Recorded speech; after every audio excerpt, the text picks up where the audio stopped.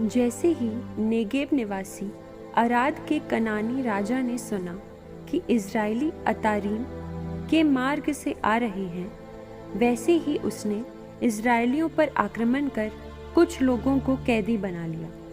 इस पर इज़राइलियों ने प्रभु के लिए ये मन्नत की, यदि तू हमारे अधिकार में वो राष्ट्र दे देगा तो हम उसके नगरों का पूरी तरह विनाश करेंगे। प्रभु ने इज़राइलियों की प्रार्थना सुनी और कनानियों को उनके हवाले कर दिया। तब उन्होंने उनका और उनके नगरों का पूरा विनाश किया। इसलिए उस स्थान का नाम होर्मा पड़ा। होर पर्वत से वे एदोमियों के देश के किनारे किनारे चलकर लाल समुद्र की ओर आगे बढ़े। यात्रा करते करते लोगों का धैर्य टूट गया और वे ये कहते हुए ईश्वर और मूसा के विरुद्ध भुनभुनाने लगे, आप हमें मिस्र देश से निकालकर यहाँ मरुभूमि में मरने के लिए क्यों ले आए हैं? यहाँ न तो रोटी मिलती है और न पानी। हम इस रूखे सूखे भोजन से ऊब गए हैं। प्रभु ने लोगों के बीच विषैले सांप भेजे और उनके दंश से बहुत से इज़राइली मर गए। तब लोग मूसा के पास आए और बोले, हमने पाप किया, हम प्रभु के विरुद्ध और आपके विरुद्ध भुनभुनाए। प्रभु से प्रार्थना कीजिए कि वो हमारे बीच से सांपों को हटा दे। मूसा ने जनता के लिए प्रभु से प्रार्थना की और प्रभु ने मूसा से कहा, कांसे का सांप बनवाओ और उसे डंडे पर लगाओ। जो सांप द्वारा काटा गया वो उसकी ओर दृष्टि डाले और वो अच्छा हो जाएगा। मूसा ने कांसे का सांप बनवाया और उसे डंडे पर लगा दिया। जब किसी को सांप काटता था तो वो कांसे के सांप की ओर दृष्टि डालकर अच्छा हो जाता था। इज़राइलियों ने आगे बढ़कर ओबोत के पास पड़ाव डाला।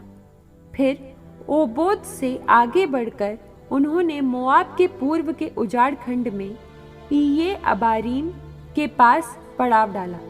वहां से आगे बढ़कर उन्होंने जेरेद की घाटी में पड़ाव डाला। वहां से आगे बढ़कर उन्होंने अर्नोन नदी के उस पार के उजाड़ खंड के उस स्थान पर पड़ाव डाला जहां वो अमोरियों के देश से बहती हुई आती है। वो नदी मोआबियों और अमोरियों के बीच मोआब की सीमा है। इसीलिए प्रभु के युद्ध नामक पुस्तक में लिखा है, सूफा में वाहेब और अर्नोन की जलधाराएं जो आर तक जाती हैं और मोआब की सीमा छूती हैं, वहां से वे बएर आए। ये वही कुआं है जहां प्रभु ने मूसा से कहा कि लोगों को एकत्रित करो और मैं उन्हें पानी दूंगा। उस समय इज़राइलियों ने ये गीत गाया, कूप पानी दो, आओ उसका जयकार करो। राजाओं ने उसे खोदा, अपने राजदंडों और सोटों से नेताओं ने उसे खोदा। वे उस उजाड़ खंड से निकलकर मत्ताना से नहलीएल और नहलीएल से बामोत पहुँचे। बामोत से चलकर वे उस तराई तक पहुँचे जो मोआब के मैदान में है और जहाँ पिसगा की चोटी पर से रेगिस्तान दिखाई देता है। तब इज़राइलियों ने अमोरियों के राजा सीहोन के पास दूत भेजकर उससे ये कहा, आप हमें अपने देश से होकर जाने दें। हम खेतों या दाखबारियों से होकर नहीं जाएंगे और ना किसी कुएं से पानी ही पिएंगे। हम जब तक आपका देश पार नहीं करेंगे तब तक राजमार्ग पर सीधे चलते जाएंगे। परंतु सीहोन ने इज़राइलियों को अपना देश पार करने की अनुमति नहीं दी। इसके विपरीत सीहोन ने अपनी सारी सेना एकत्रित की और इज़राइलियों का सामना करने उजाड़ खंड की ओर बढ़ा। उसने यहस तक आकर इज़राइलियों पर आक्रमण किया, परंतु इज़राइलियों ने उसे तलवार के घाट उतारा और उसके देश को अर्नोक से यब्बोक तक, अम्मोनियों के देश तक अपने अधिकार में कर लिया। अम्मोनियों की सीमा किलाबंद थी।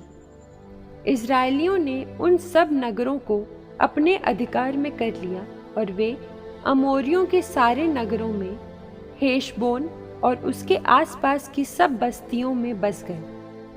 हेशबोन अमोरियों के राजा सीहोन की राजधानी थी। उसने पहले मोआबी राजा से युद्ध किया और अर्नोन तक उसका सारा देश उसके हाथ से छीन लिया था। इसलिए कवि कहते हैं, हेशबोन चलो, सीहोन के नगर का पुनर्निर्माण हो। हेशबोन से आग फूट पड़ी, सीहोन के नगर से ज्वाला निकाली। उसने मोआब का आर भस्म कर दिया, अर्नोन के देव मंदिरों का विनाश किया। मोआब, तुम पर शोक, कमोश की पुत्री, तुम्हारा सर्वनाश हो गया है। तुम्हारे पुत्रों को भागना पड़ा।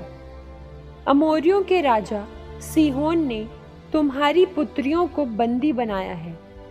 हमने उन्हें वाणों से छेदा है। दीबोन से हेशबोन तक सब कुछ नष्ट हो गया है। हमने नोफा तक, मेदेबा तक सारा प्रदेश उजाड़ दिया है। इज़राइली अमोरियों के देश में बस गए। मूसा ने लोगों को याजेर का भेद लेने के लिए भेजा। उन्होंने उसकी सब बस्तियों के साथ उसे अपने अधिकार में कर लिया और अमोरियों को भगा दिया। इसके बाद वे बाशान की ओर आगे बढ़े। तब बाशान का राजा ओग अपनी समस्त सेना के साथ निकल पड़ा और एद्रेई के पास उनका सामना किया।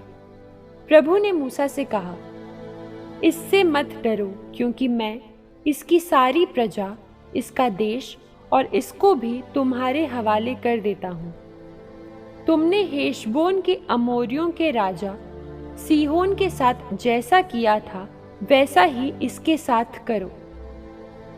इसलिए उन्होंने उसे, उसके पुत्रों और उसकी समस्त प्रजा को इस प्रकार परास्त किया कि एक भी व्यक्ति जीवित नहीं रहा। फिर उन्होंने उसका देश अपने अधिकार में कर लिया।